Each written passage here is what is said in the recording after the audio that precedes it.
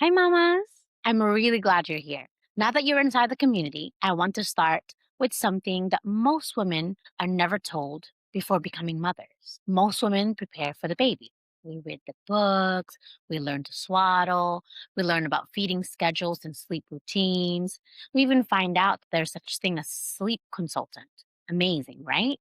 But very few women are prepared for what happens to them, to us, the emotional, psychological, and identity transformation that happens when a woman becomes a mother. And guess what? It actually has a name. It is called matrescence, just like adolescence. And understanding this word can completely change how you experience motherhood. Matrescence is the process of becoming a mother. It's a developmental transition, similar to adolescence. But just like adolescence, involves enormous changes, emotional changes, identity shifts, relationship shifts, even neurological changes in your brain. Even your worldview changes when you become a mother. But unlike adolescence, most women move through matrescence without language, guidance, or support. And when we don't have that kind of language for what we are experiencing, it can feel incredibly confusing. Many mothers find themselves thinking things like, why do I feel so overwhelmed? It's supposed to feel natural. Why doesn't it feel natural for me?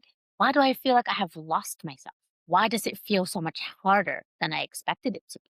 It's supposed to be this magical period of my life, but why is it so hard?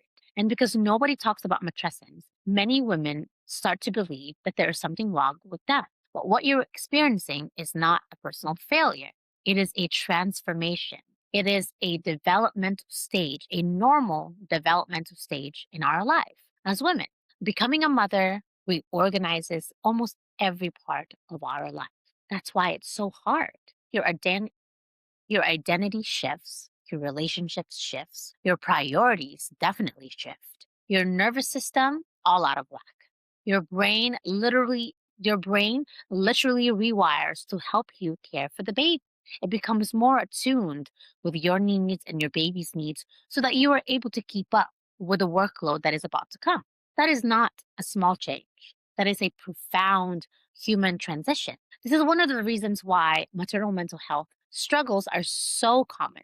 We're talking 1 out of 5 women will experience postpartum depression or anxiety in the first year postpartum. That is a lot of women suffering.